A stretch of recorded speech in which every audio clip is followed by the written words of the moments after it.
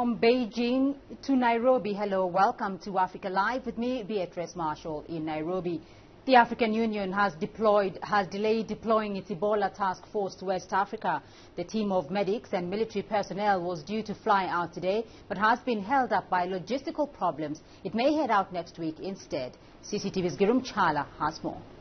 This is unprecedented intervention by the African Union. Medics from countries such as Uganda, South Africa, the DR Congo and Nigeria are due to be deployed to Ebola hotspots for a mission that could take at least 6 months. It's not clear just what is the hold-up in their deployment.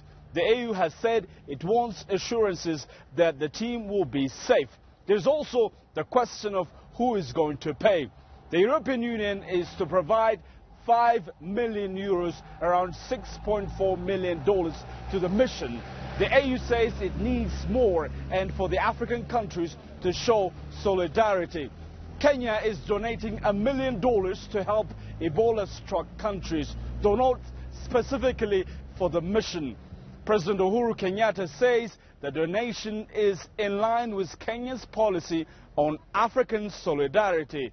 Kurumtara CCTV at the African Union headquarters in Addis Ababa.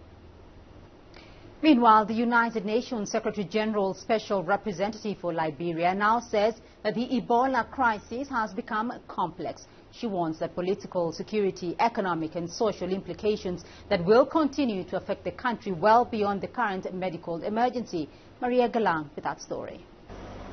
The UN says Liberians are now facing the gravest threat since the war, one that would challenge any government or society. The Ebola numbers that we have officially today are over 2,000 suspected, probable or confirmed cases and over 1,200 deaths due to Ebola in Liberia. But as the World Health Organization has warned us, these are not the true numbers. They don't capture the true toll of Ebola. And in the next few days, we should expect to be working with significantly higher numbers. WHO warned on Monday that Liberia would likely face many thousands of new infections in the next 3 weeks. And hampered by strict border controls, Liberian Minister of Defense Brownie Samukai says his country is facing a serious threat to national existence. Today, only 2 international airlines, SM Brussels and Air Maroc, are flying to and from Liberia. The suspension of flights has accentuated the difficulties we are facing and exacerbated the constraints of humanitarian delivery.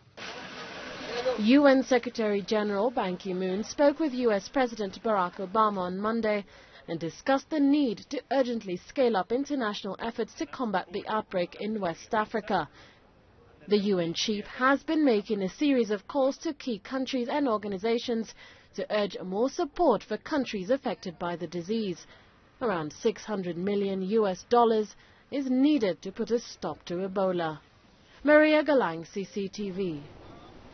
Elsewhere, the United Nations Special Envoy to Libya is calling for a political solution to the country's crisis. Hundreds have been killed in fighting between rival militia, and the new government has been forced to step up outside Tripoli. It is now trying to run the country from a seaside hotel. CCTV's Yasmin Ryan filed this exclusive report. A seaside town on the border of Egypt, but for now Tobruk is the seat of parliament for Libya, at least the official parliament. Militia violence in Tripoli and Benghazi means both cities are too dangerous for the MPs. And the Islamist groups controlling the capital have kept in place their own rival parliament. The principles on which the House of Representatives members chosen the Tobruk for holding its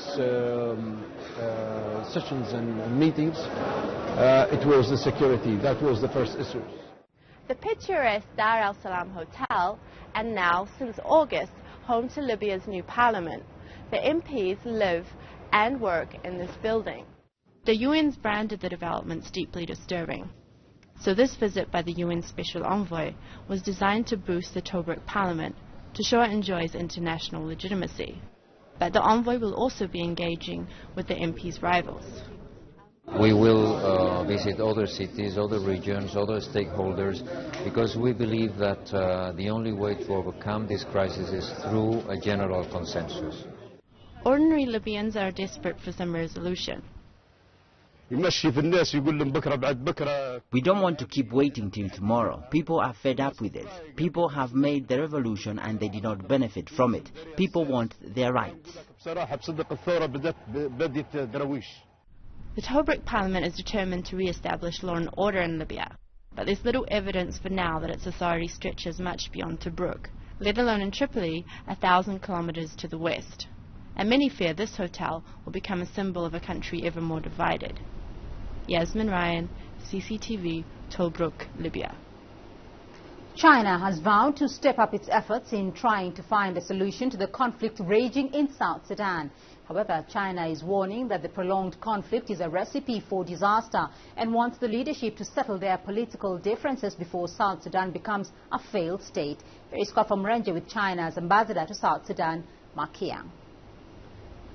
Many foreign investors fled the country, and a large number of cooperation projects were put on hold. The petroleum industry, which is the main sources of state revenue, suffered great losses in the conflict. Therefore, stopping violence, restoring peace, and avoiding famine become the overriding priorities for the South Sudanese government. How is China, determined to help resolve the crisis here in South Sudan? China is the biggest investor and the major cooperation partner to South Sudan. Since the outbreak of the conflict, Chinese government get together with the UN Security Council, and the international community has appealed to the warring parties at various occasions and through a variety of channels to stop violence immediately. Well, and finally, what is the status of businesses and Chinese workers in South Sudan? The main concentrations of Chinese engineers, mechanicians, and workers from various enterprises and the companies of China are in the northern oil regions and the Juba capital zone. The number of Chinese citizens in Juba has basically returned to the pre-war level. Now, only 3 people know the verdict in the murder trial of Oscar Pistorius.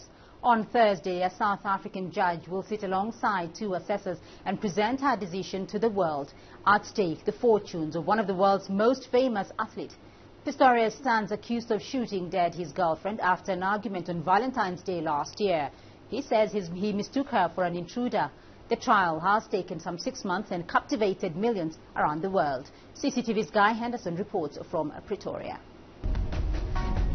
Perhaps a handful of athletes in the world enjoyed the status of Oscar Pistorius, a global sporting superstar with the brightest of futures ahead of him.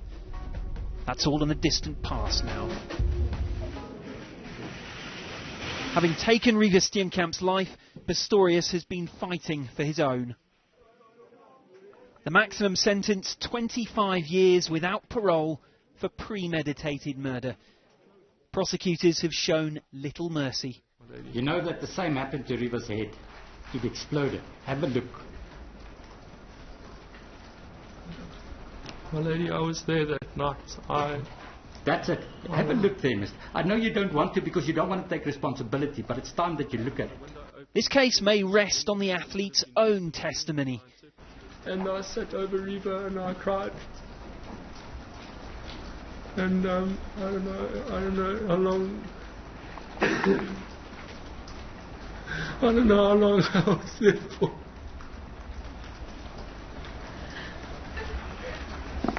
Emotional. She wasn't breathing. Apparently inconsistent, but a liar exposed or a broken man under intense pressure. The one thing that stood out to me about his time on the stand was, first of all, just how long he was kept on the stand in cross-examination, and secondly, how aggressive Harry Nell was in cross-examining Pistorius. Much of the forensics are common cause. Perhaps the principal disputed evidence remains who heard what. Has the defence cast reasonable doubt on accounts of a woman's screams and shots? I understand you believing that the noises that you heard were gunshot noises. I understand that.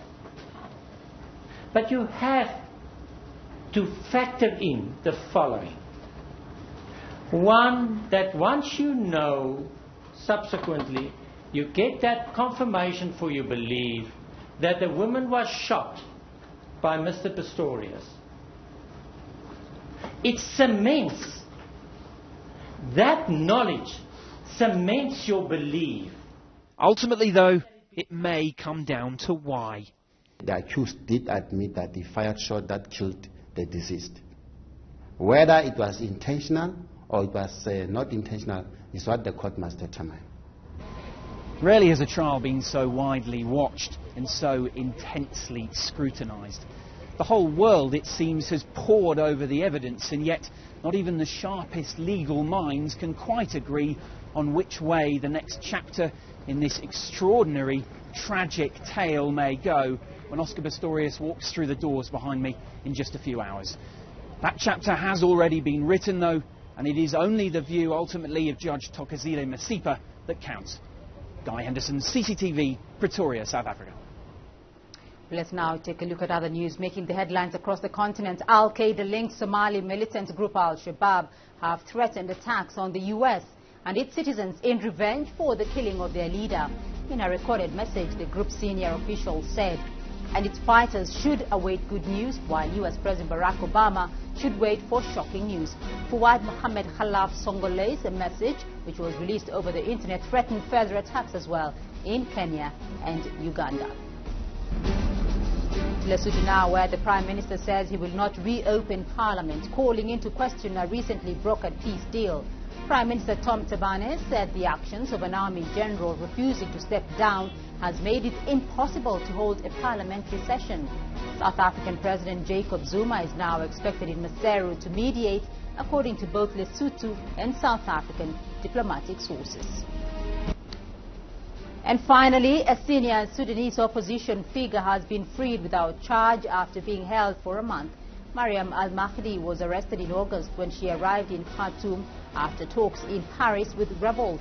According to Sudan's government, it is illegal to communicate to armed groups. Mariam is the deputy leader of the Umma party, led by her father.